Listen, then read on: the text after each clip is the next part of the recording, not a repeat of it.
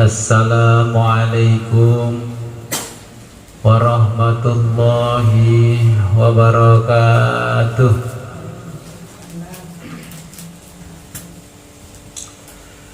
Bismillahirrahmanirrahim. Alhamdulillahi rabbil alamin. Wa bihi nasta'inu ala umuri dunya waddin. Wassalatu wassalamu ala ashrafil anbiya'i wal mursalin Sayyidina wa maulana Muhammadin wa ala alihi wa sahbihi ajma'in, amma ba'du. La khawla wa la quwwata illa billahil aliyyil azim. Alhamdulillah, pada malam hari ini kita bisa ngaji daring atau pengajian jarak jauh Kitab Bulughul Maram. Sekali lagi saya ingatkan kepada Bapak Ibu yang ada di rumah, ketika kita sedang live atau siaran langsung, jangan ada yang menghubungi Facebook Khawaja Sodikin dengan inbox atau dengan telepon, supaya tidak terganggu.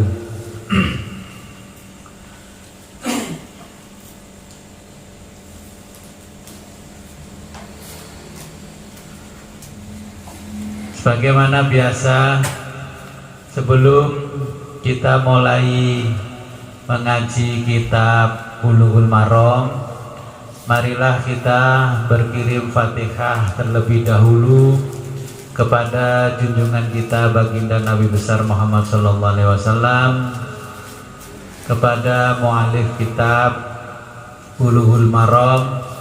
Mudah-mudahan kita nanti mendapatkan syafaatnya dari beliau Rasulullah sallallahu alaihi wasallam.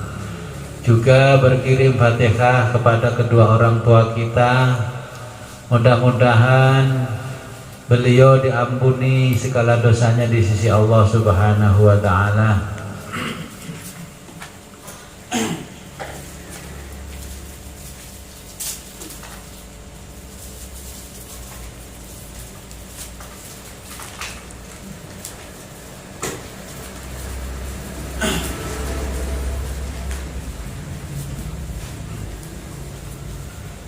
Liridha'illahi ta'ala wa bi'idhnillahi ta'ala wa li syafa'ati Rasulillah Sayyidina Muhammadin sallallahu alaihi wasallam.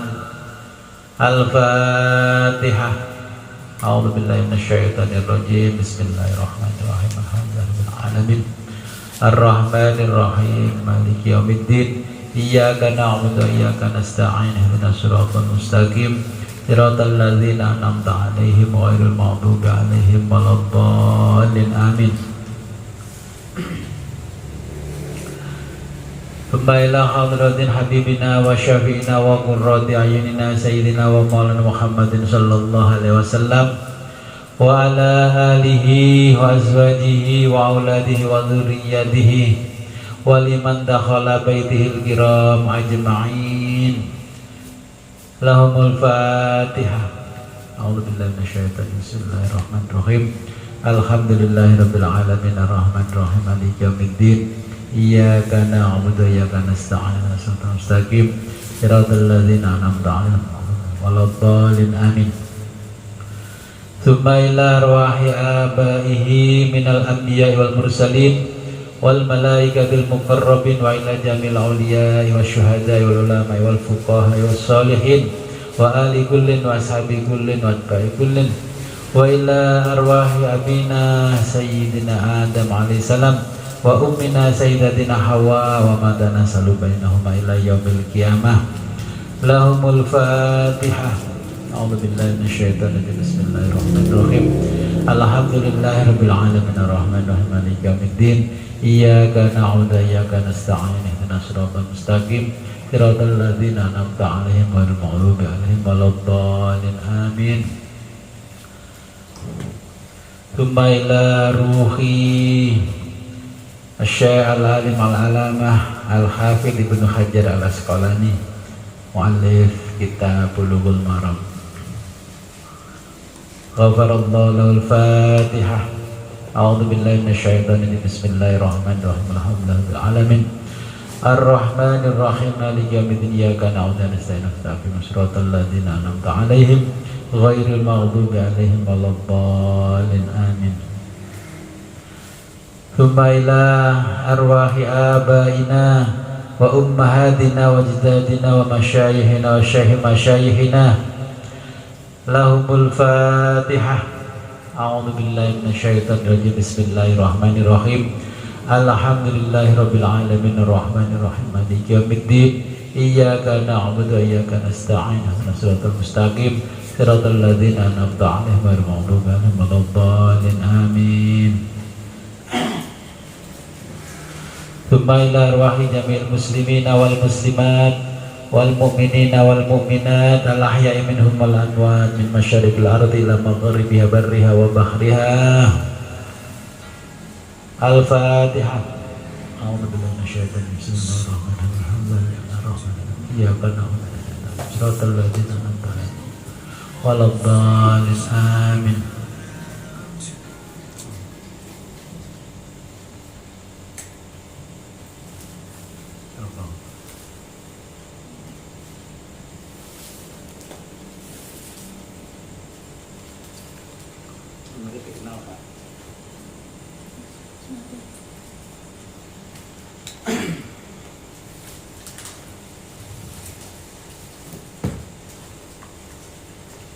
Bismillahirrahmanirrahim.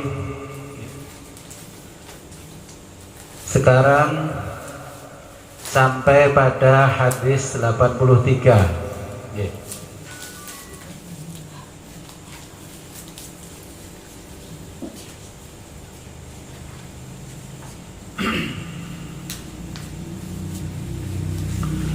Bismillahirrahmanirrahim.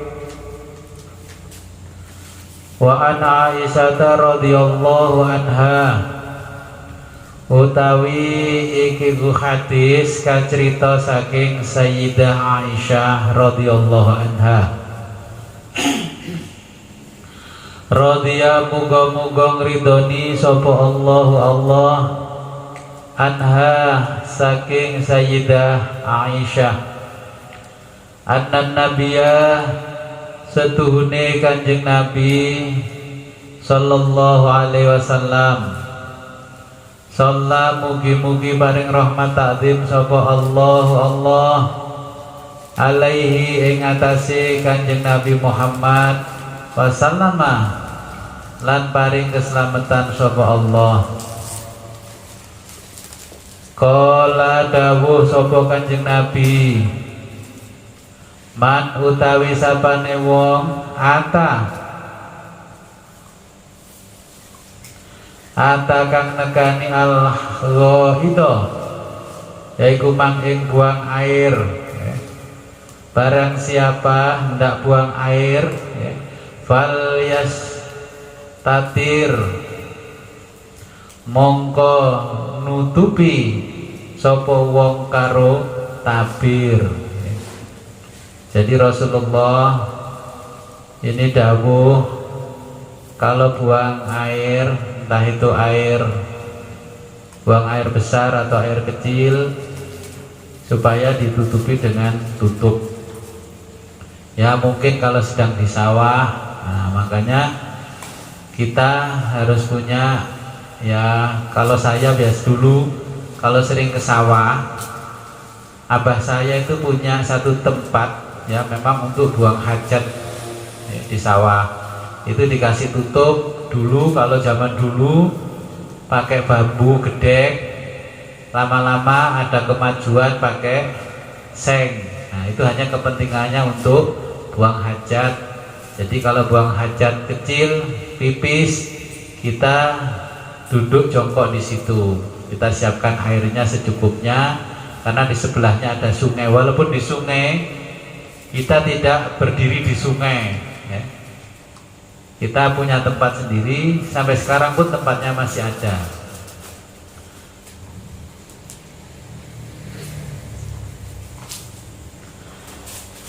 Nah, ini dijelaskan bahwa kenapa ditutup. Nah, di sarahnya ini di Banatul Ahkam, sebaik-baik pakaian adalah takwa. Itu menunjukkan orang yang bertakwa. Islam menyuruh kita untuk menutup aurat dengan pakaian, sebagaimana Allah telah menganugerahkan kepada kita pakaian takwa, dan itulah sebaik-baik pakaian, ya. Wa anha lan kacerita saking Sayyidah Aisyah radhiyallahu anha, radhiya muga-muga kridoni sapa Allah anha saking Sayyidah Aisyah, anna nabiyya sunne Kanjeng Nabi sallallahu alaihi wasallam, kana ono sapa Kanjeng Nabi idza kharaja, tatkala metu sapa Kanjeng Nabi minal ghaiti, saking buang air besar, qala mongko ngucap sapa Kanjeng Nabi, ghufranaka,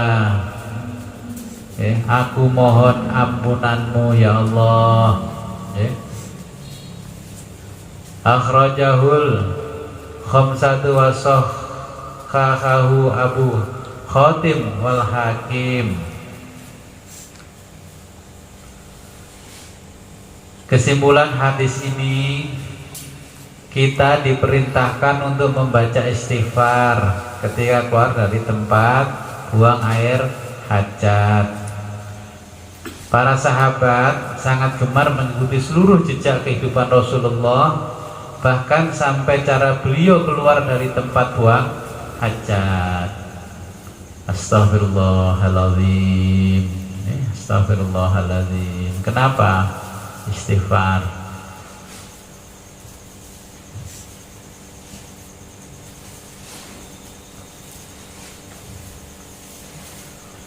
Kenapa ketika keluar dari kamar mandi, toilet, kita diajarkan oleh Kanjeng Nabi, oleh Rasulullah untuk membaca istighfar? Karena ketika kita berada di toilet dilarang mengucapkan zikir-zikir, maka selama di toilet itu kita tidak bisa zikir lisan. Maka setelah keluar, kita mohon ampun kepada Allah karena zikir kita terputus ketika kita buang hajat, ya. Rasulullah, beliau ini yang hatinya tidak pernah lalai kepada Allah pun mohon ampun kepada Allah. Apalagi kita ini kalau mencari inspirasi apa-apa ini sukanya kan di toilet, berlama-lama di toilet sambil memikirkan apa nanti yang saya kerjakan, begini-begini ya. Nah, itu bedanya Rasulullah dengan kita.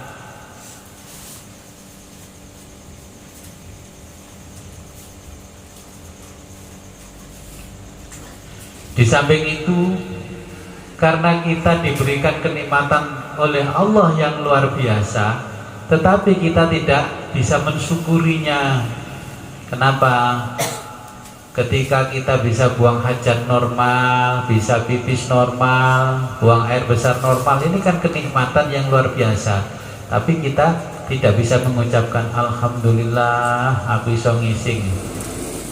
Coba kalau ketika kita nggak bisa pipis saja, sampai diselang sama dokter, baru membaca istighfar, ya Allah, astagfirullah, ya Allah, ya.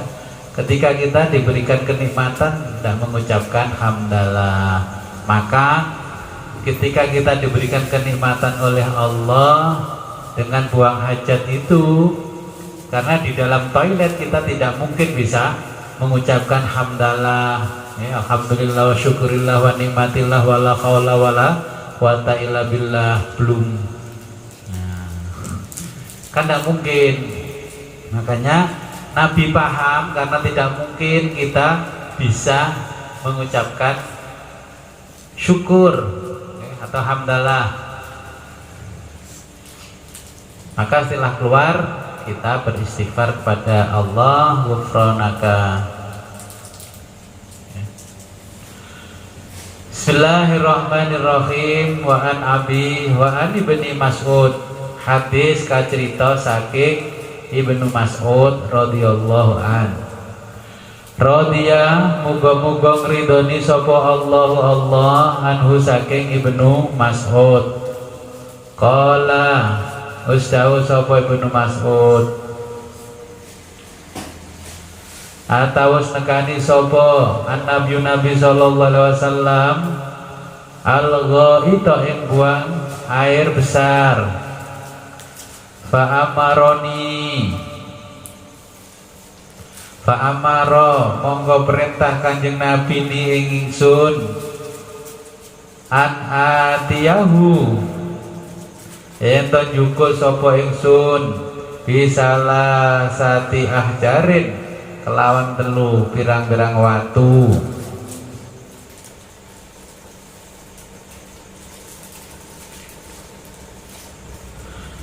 Fawajatu mongko nemokno sapa ingsun hajaro ini ing rong watu. Walam ajid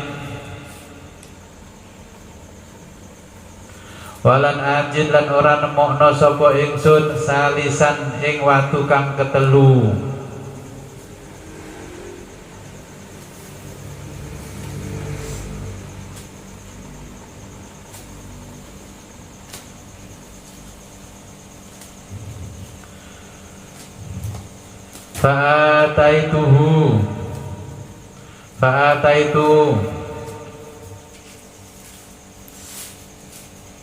Fa'ataitu lan gawaake sapa ingsun ing Kanjeng Nabi birausatin kelawan kotoran binatang kang wis garing.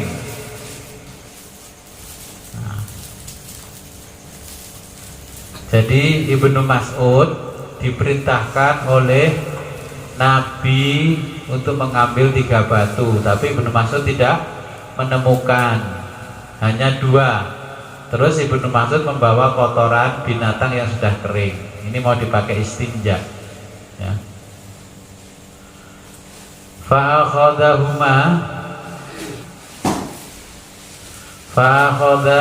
mongko mundut sapa Kanjeng Nabi huma ing karune. Wa alqa lan buang sapa Kanjeng Nabi ar-rausata ing kotoran binatang.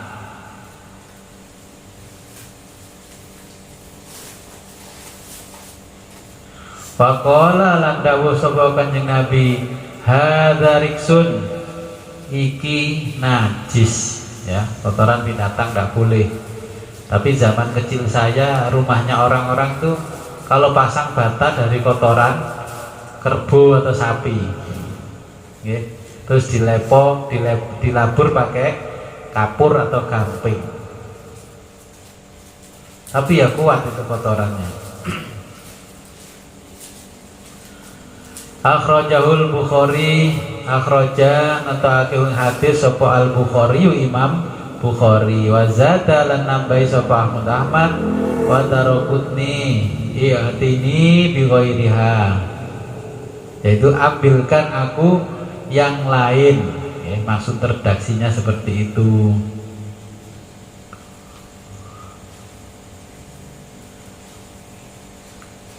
Nah, di zaman dulu Arab itu dan Timur Tengah pada umumnya tidak sama dengan sekarang. Di zaman Nabi air itu sangat sulit. Maka ketika membersihkan kotoran dari dubur, membersihkan kotoran dari kemaluan yang di depan, yaitu menggunakan batu. Istilahnya orang Jawa peper, ya. Masih ingat kan dengan istilah Jawa peper? Jadi kalau kencing orang laki-laki, ya, harus membawa batu ketika nggak menemukan air. maka ujung kemaluannya itu yang kena air, nah ditempel-tempelkan ke batu supaya kering diserap oleh batu. Itu harus dengan batu 3. Bagaimana kalau kita tidak menemukan batu itu sampai 3 biji? Berarti itu kalau batu segitiga, berarti yang depan bisa kita gunakan, yang belakangnya kan masih kering. Nah itu bisa kita gunakan. Berarti sama dengan 2 batu, tinggal 1 lagi malah masih sisa 1. Tapi zaman sudah modern, batu nggak ada, adanya tisu, ya kita bersihkan pakai tisu. Yang penting bisa menyerap air kotoran kencing, ada tisu basah dan sebagainya. Sekarang sudah modern, ya. Kita diperbolehkan mengikuti Kanjeng Nabi. Di zaman modern kalau nggak mau bersesuci dengan air, ya sudah cari batu kemana-mana, bawa batu. Nah, orang yang mengikuti Nabi apa adanya itu dinamakan taklid kepada Nabi. Zaman dahulu membersihkan kotoran BAB, ya kotoran buang air kecil dengan batu, dengan ini, ya kita sampai sekarang mengikuti juga nggak apa-apa. Namanya taklid kepada Nabi.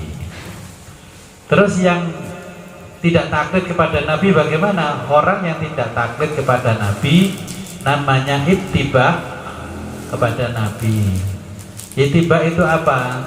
Orang yang mengambil nilai manfaat dari apa yang diajarkan oleh Nabi. Nah, terus akhirnya dibahas di dalam fikih cara membersihkan begini-begini. Nah, itu ittiba kepada Nabi. Seperti Nabi dulu mengajarkan membersihkan gigi pakai siwak. Nah, kalau taklid Nabi ya kemana-mana bawa siwak. Tapi saya perhatikan yang bawa siwak, siwaknya sampai memontel, sampai bau nggak dicuci-cuci. Kalau ittiba kepada Nabi, mengambil nilai manfaat dari apa yang diajarkan kepada Nabi, kita tidak bawa siwak, tapi bawa sikat gigi, pakai pasta gigi yang mengandung fluoride. Karena di dalam siwak itu juga mengandung fluoride, ya sama-sama menguatkan gigi. Nah, sekarang canggih lagi, tidak perlu menggosok gigi, tapi pakai kumur-kumur cairan menggosok gigi, langsung rontok. Nah, saya nggak menyebutkan mereknya, ya, tapi sekarang sudah ada produk seperti itu. Kalau mau ittiba kepada Nabi, kita bawa botol cairan itu langsung kumur-kumur sebelum wudhu. Nah, akhirnya rontok semua kotorannya.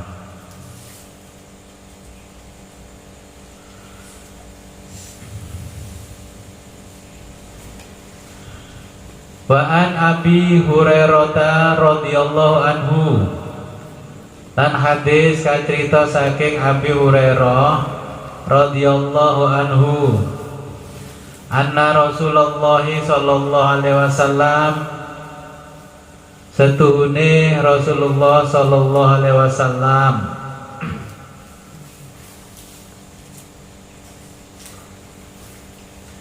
naha nyegah sapa Rasulullah sallallahu alaihi wasallam an ayus tanja yento istinja.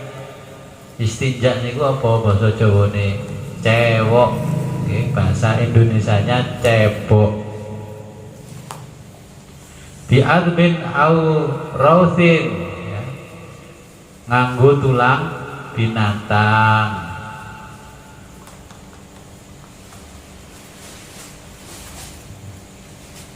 Aurasin lan kotoran.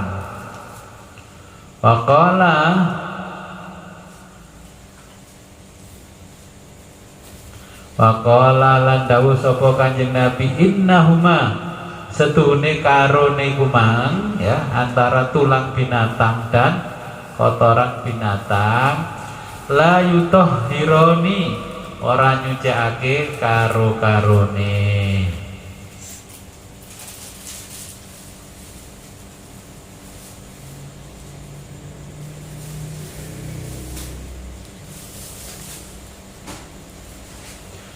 Nah, sehingga dari hadis-hadis ini kita bicara mazhabnya Imam Syafi'i ya, dan Imam Ahmad, batu yang diperbolehkan untuk beristinja kalau tidak menemukan 3 batu. Apabila batu bersisi, mempunyai 3 sisi, ya sudah bisa untuk istinja. Sisi pertama dipakai, kalau sudah dipakai baru sisi kedua yang belum terpakai, sisi ketiga belum terpakai. Ini sama dengan 3 batu.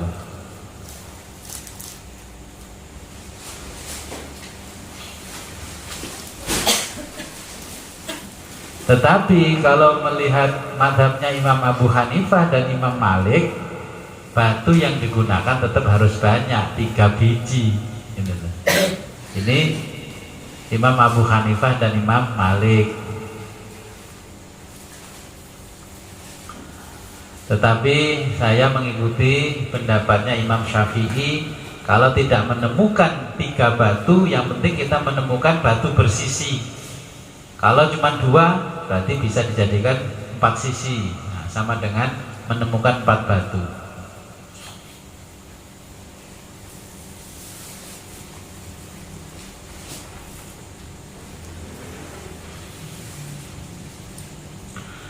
Wa an Abi Hurairah radhiyallahu an qala Rasulullah sallallahu alaihi wasallam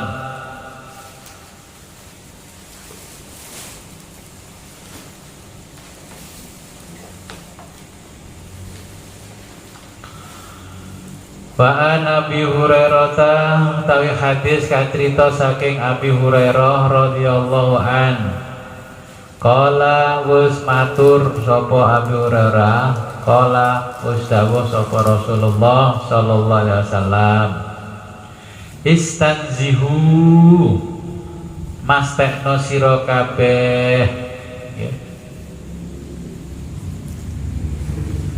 suci minal bauli saking banyu uyuh ya.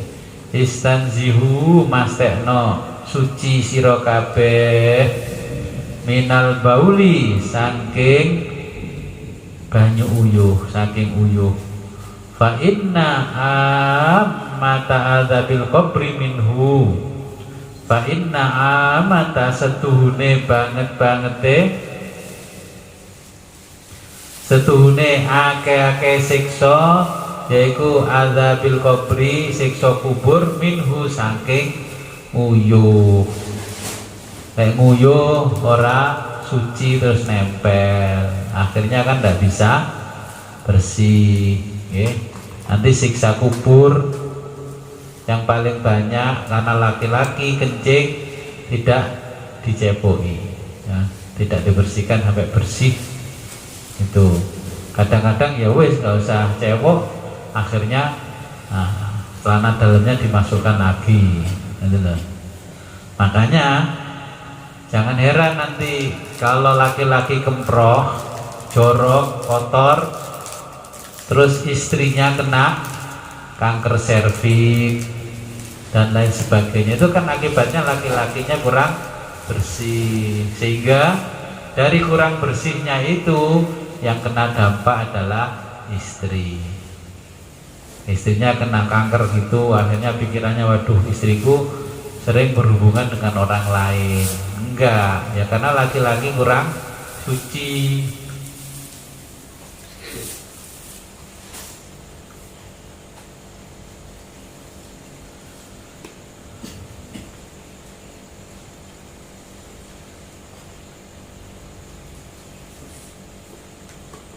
Nah, ini nanti ketika dikubur, di alam kubur kita, siksa yang paling dirasakan pertama adalah ketika kita tidak sempurna dalam istinja atau dalam membersihkan air kencing.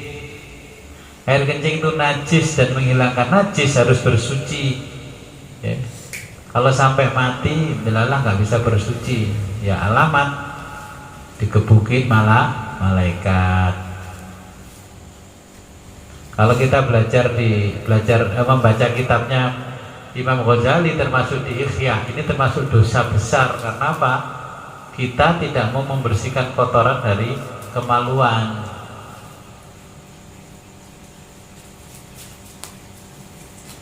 Rasulullah menggolongkan, tidak mensucikan air kencing. Ini termasuk dosa besar, tapi banyak orang yang menyepelekan.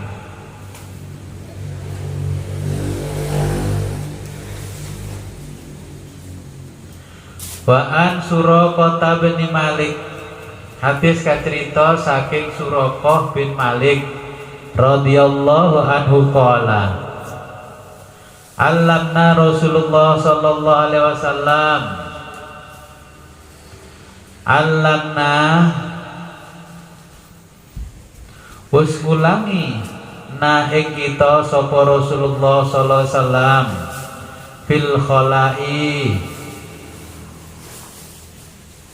ing dalem carane nyuh, ing dalem carane buang air besar.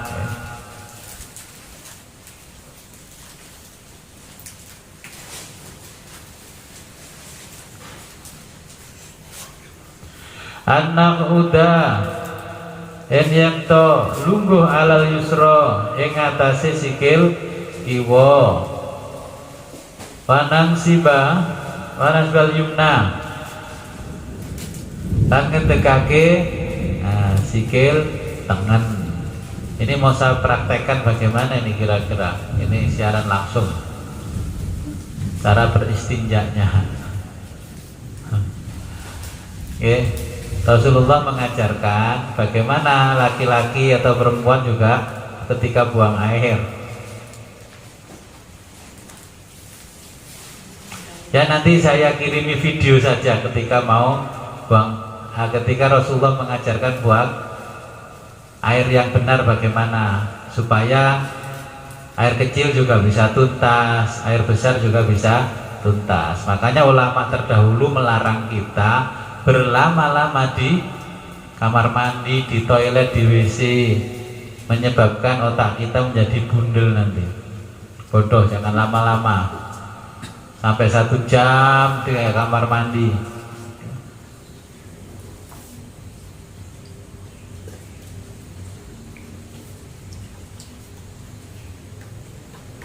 Nah, kita dianjurkan untuk bertumpu pada kaki kiri saat buang hajat untuk mempermudah keluarnya kotoran.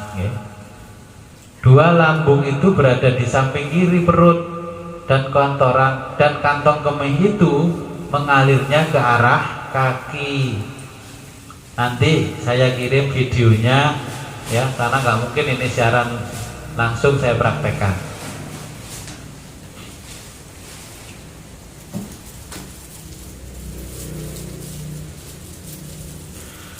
Wa an Isa bin Yasdada,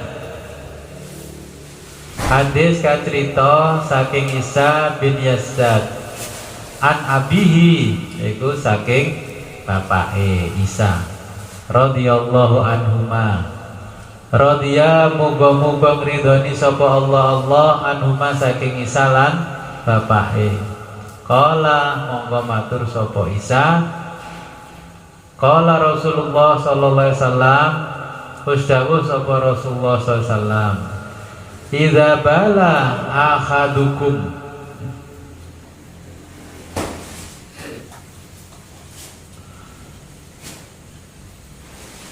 idza bala tatkalane rampung buang air kecil ya, rampung pipis, sapa ahadukum salah siji sira kabeh,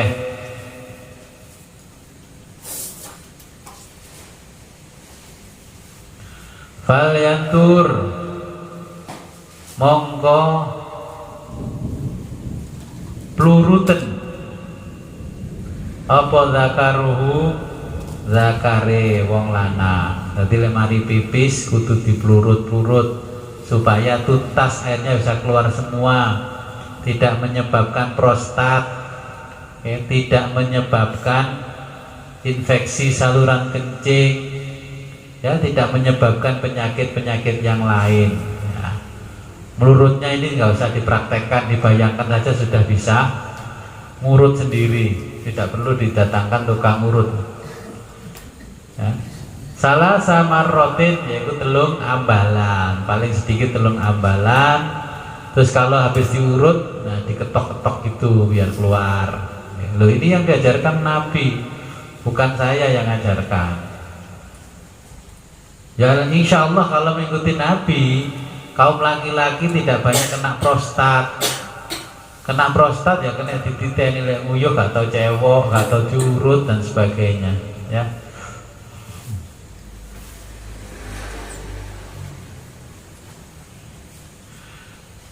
Jadi di dalam keterangannya, kaum laki-laki ini diwajibkan mengeluarkan sisa air kencing pada kemaluan laki-laki. Caranya bagaimana? Yaitu dengan memijit-mijit, mengurut-urut sampai keluar semuanya. Setelah buang air kecil atau istibro, terus diketok-ketok gitu, kayak ngetok-ngetok apa namanya, jajan yang kena semut. Ya, istibro merupakan bentuk kehati-hatian dari ancaman siksa kubur karena sisa air kencing. Nih kaum laki-laki, bapak-bapak, ini perlu diperhatikan sama adik-adik, ya. Wa ani bin Abbas lan hadis kacerita saking Ibnu Abbas radhiyallahu anhuma anna Nabiya sallallahu alaihi wasallam setuhune Kanjeng Nabi takon nggih, salah mustakon sapa Kanjeng Nabi ahlal Quba ing penduduk Quba.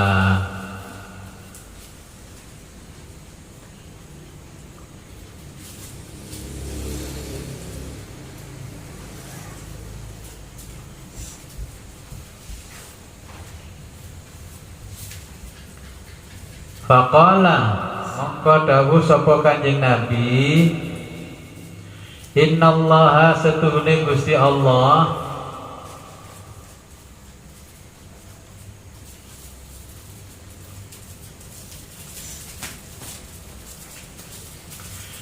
yusni wis muji sapa Gusti Allah alaikum ing atase sira kabeh. Faqalu mongko padha ngucap sapa ahlul Quba, inna setuhune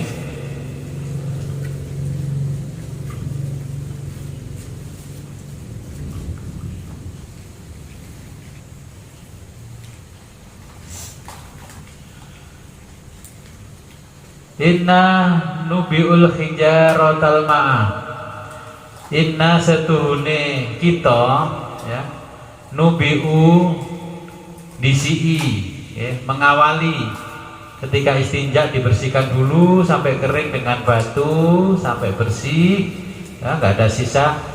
Nah, al-ma'ah kemudian dengan air itu, ya, dibersihkan pakai tisu dulu sampai bersih, baru dibersihkan dengan air. Tapi rata-rata kalau saya lihat di tempat-tempat umum dibersihkan, dibuang ke tempat sampah. Bahkan kotoran ketika lagi menstruasi, lagi haid, dibuang ke tempat sampah sembarangan, gak dicuci dulu. Ya, itu sering yang saya temukan di terminal-terminal, bahkan bandara pun seperti itu.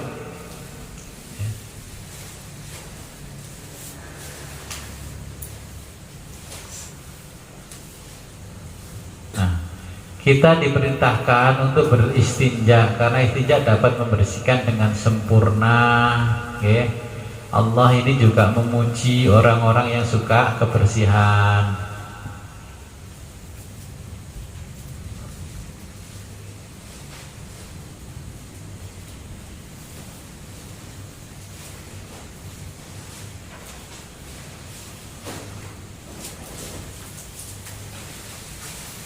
Selanjutnya saya baca babul husli wa hukmil junubi.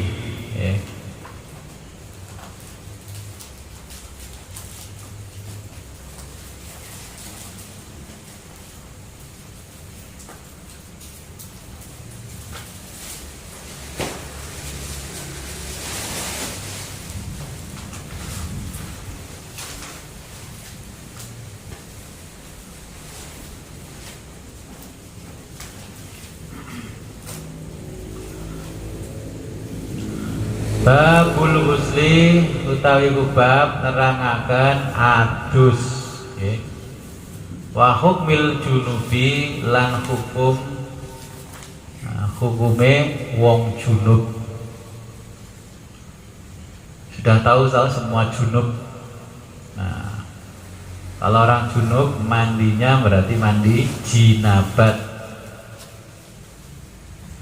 Babul husli utawi bab nerangaken adus, bab menerangkan mandi. Wa hukmil junubi dan hukumnya junub. Kalau mandi biasa ya nggak diterangkan detail, ini mandi junub. Mandi merupakan kegiatan manusia untuk menjaga kebersihan dirinya secara zahir. Mandi ini adalah kegiatan manusia untuk menjaga kebersihan dirinya secara zahir, agar kegiatan mandi kita nanti bisa mendapatkan keutamaan dari mandi. Maka kita harus mengikuti apa yang diajarkan oleh Rasulullah Shallallahu Alaihi Wasallam. Nah, kadang-kadang kita mendengarkan orang mandi di kamar mandi itu, kamar mandinya di belakang, ruang tamunya di depan, dengar jebur, jebur, jebur, tapi gak resik, karena mandinya tidak sesuai dengan yang diajarkan Nabi. Nah, mandi zaman modern pakai shower. Nah, shower bahasa Jawa ini gerojokan, pancuran, ya, kerannya dialirkan ke bawah. Kita baca dulu hadisnya Nabi an Abi Sa'id Al-Khudri. Hadis kacerita saking Abi Sa'id Al-Khudri.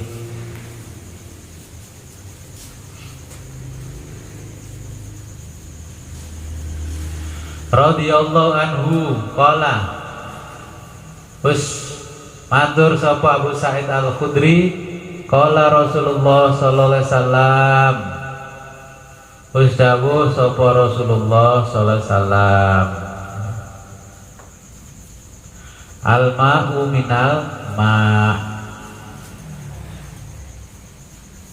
Maksudnya banyu itu ya metune teko banyu. Kenapa sih orang mandi junub itu? Nah, terus orang yang junub untuk diwajibkan mandi. Jadi orang yang bermimpi basah pun itu diwajibkan mandi. Karena apa? Keluarnya air sperma itu adalah semua saripati makanan yang kita makan itu keluar. Maka tubuh kita butuh refreshing, cara merefresh lagi. Ibarat HP itu di restart, yaitu dengan cara mandi ben gak loyo. Makanya kalau kita membaca kitab-kitab tentang edukasi seks yang berdasarkan Quran dan hadis, itu kan ketika kita mau berhubungan suami istri, kita juga disunahkan mandi. Setelah itu mandi lagi biar kuat lagi, mandi lagi, kuat lagi, mandi lagi. Jangan pakai obat penguat, nanti jantungnya malah nggak kuat.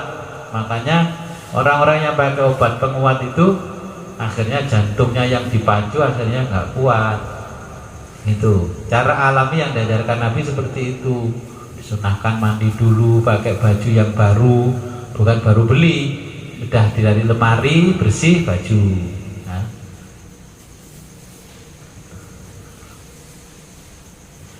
Jadi dulu beberapa sahabat mengira bahwa mandi besar hanya wajib setelah jima, ya. Dulu, sedangkan bermimpi jima sampai mengeluarkan air mani, di dalam bahasa Arabnya ihtilam, itu tidak diwajibkan untuk mandi. Ternyata ihtilam itu mewajibkan mandi, ya. Mandi besar, kerojokan dari ujung rambut sampai ujung kaki.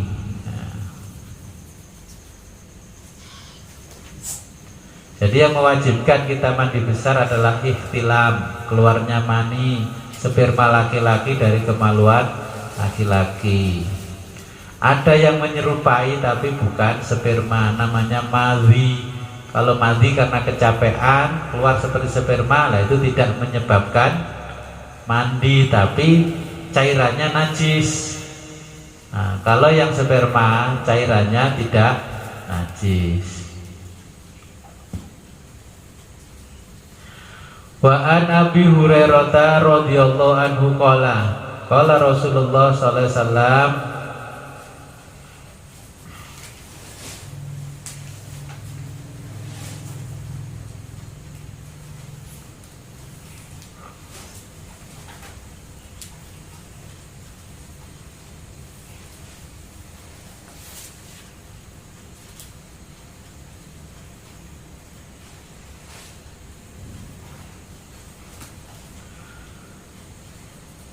idza jalasa tatkala lungguh baina syu'abihal arba'i idza jalasa tatkala lungguh baina syu'abiha yaiku tulange wanita al arba'a kang papat summa jahadaha nuli berhubungan intim ha ing wong wedok faqad wajabal husla mongko wajib faqad wajaba mongko wajib apa al huslu yaiku mang adus gede.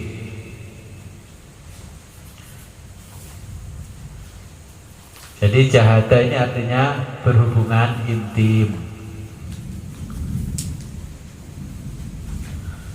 Saya pernah ditanya orang, Gus, bagaimana ketika saya berhubungan intim terus saya belum sempat mengeluarkan sperma, berhubungan intim dengan istri saya, memasukkan zakar saya ke vagina tapi belum sempat mengeluarkan cairan ya mani, apakah saya wajib mandi?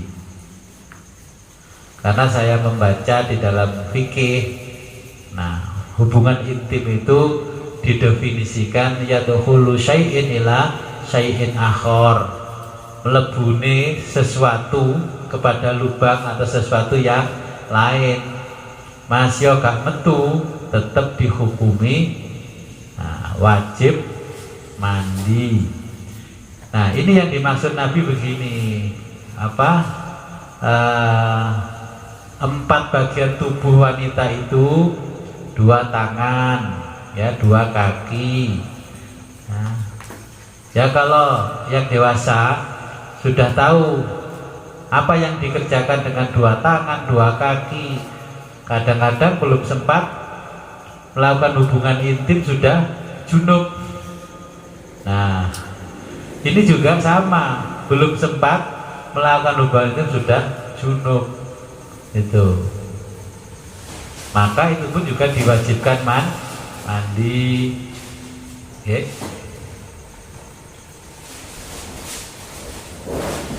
Ba'an Anasin radhiyallahu anhu qala Rasulullah sallallahu alaihi wasallam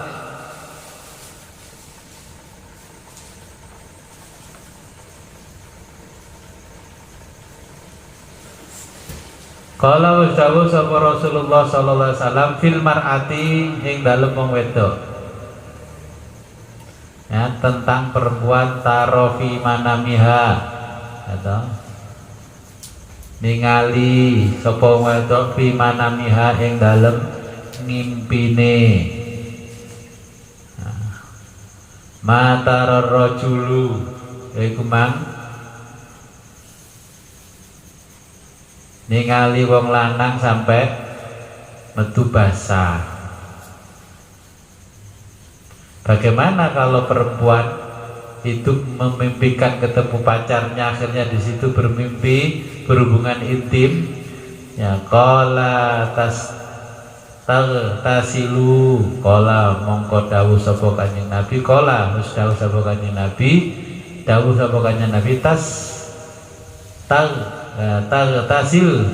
tagtasilu mongko adusa sira. Ya. Jadi perempuan juga diwajibkan mandi.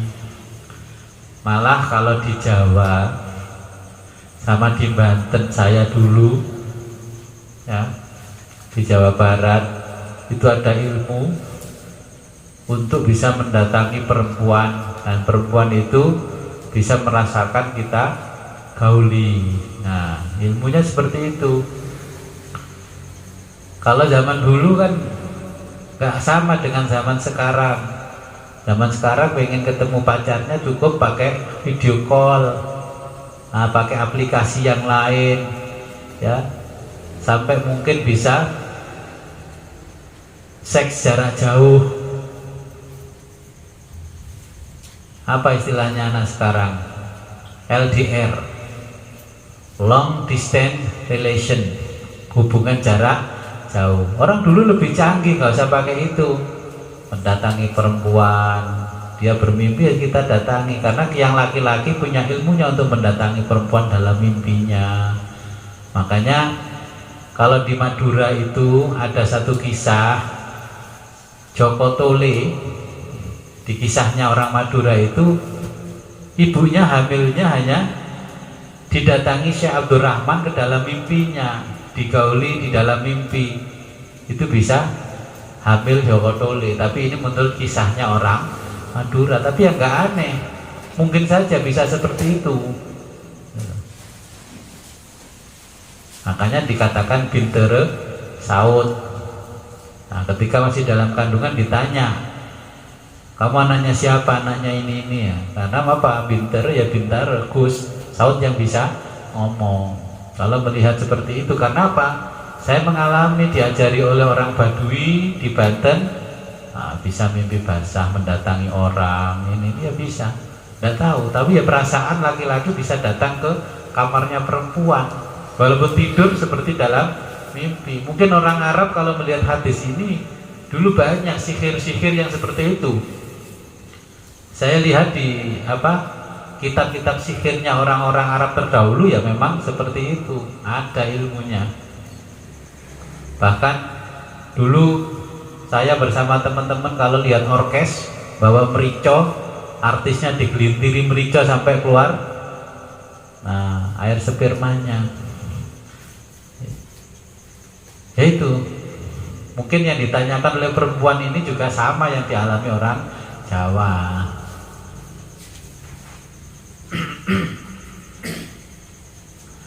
Wa an Aisyah radhiyallahu anha qalat, wa an Aisyah lan iku hadis kacerita saking Aisyah radhiyallahu anha qalat, dawuh sapa Sayyidah Aisyah, kana Nabi sallallahu alaihi wasallam, ono sapa kanjeng Nabi sallallahu alaihi wasallam, ya tasilu min arba'in, biasanya mandi junub min arba'in, itu karena 4 hal. Minal janabati, yaitu mang saking jinabat, wa yaumil jum'ati, lan dina Jumat, wa minal hijamati, lan berbekam, ya hijamah, wa min ghuslil mayiti, lan mari ngedusi mayit. Makanya orang terdahulu itu kalau habis memandikan mayit mandi bersih. Dari makam mengantar jenazah mandi bersih, gak boleh langsung masuk ke rumah terus memeluk cucunya, itu gak boleh. Ya, makanya istilahnya orang Jawa, ada yang tidak mau ke rumahnya orang yang sedang berduka karena ada keluarganya meninggal, takut sawanen. Kenapa sawanen? Ya mungkin orang-orang yang habis mengantar jenazah, habis memandikan mayit tidak segera mandi junub, mandi besar. Makanya ini hawanya mayit, dan hawanya dari makam masih terbawa oleh orang-orang ini. Ya, mungkin bisa bakteri, bisa virusnya, nah, seperti itu.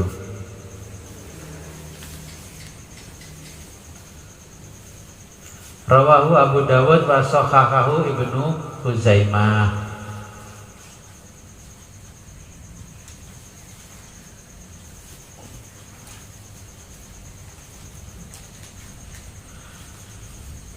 Saya lanjutkan satu hadis lagi. Wa an Abi Hurairah radhiyallahu an fi qissati Sumamata bani Usalin indama aslam.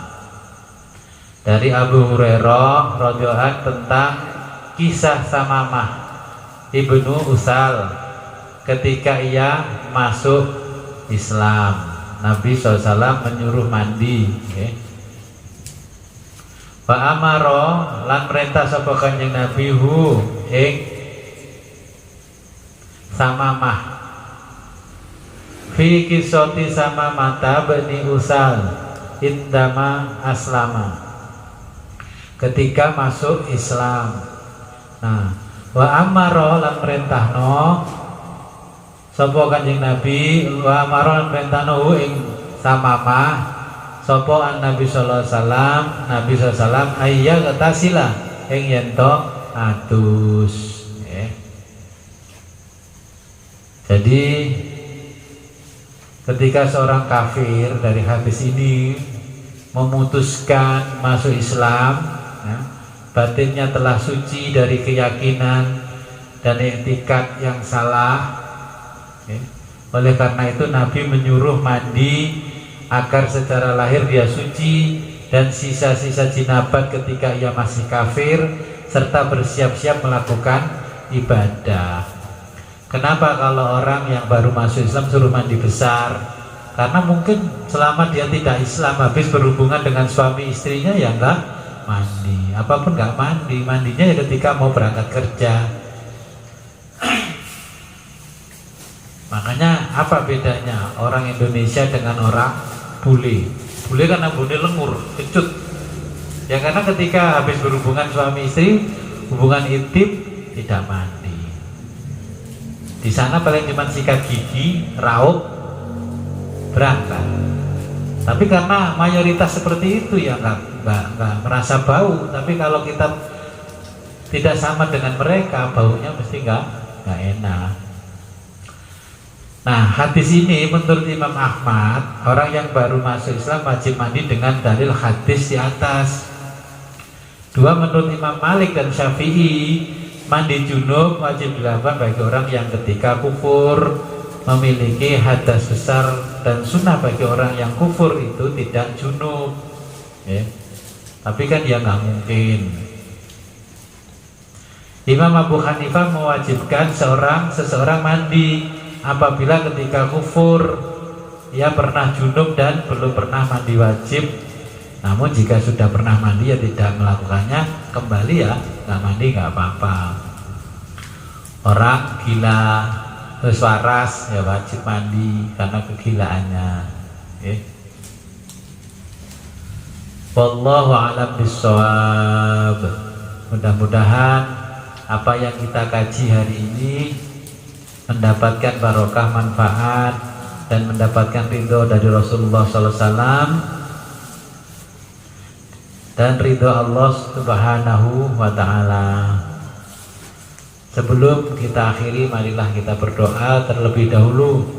Mudah-mudahan apa yang kita kaji malam ini diberikan kemudahan-kemudahan oleh Allah dalam memahami hadis-hadisnya Nabi.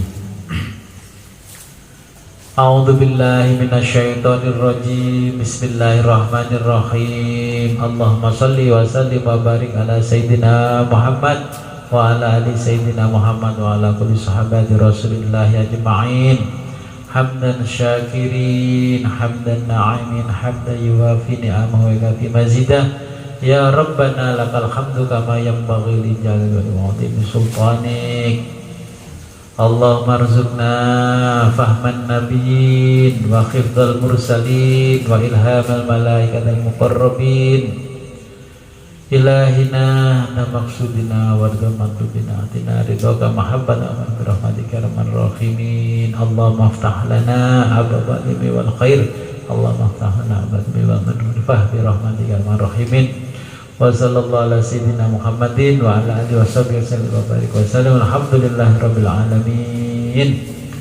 Al-Fatihah. A'udzu billahi minasyaitonir rajim. Bismillahirrahmanirrahim. Alhamdulillahi rabbil alamin. Ar-Rahmanir-Rahim Maliki yaumiddin. Iyyaka na'budu wa iyyaka nasta'in. Shiratal ladzina an'amta 'alaihim ghairil maghdubi 'alaihim waladdallin. Amin. Akhirul kalam. Assalamualaikum warahmatullahi wabarakatuh.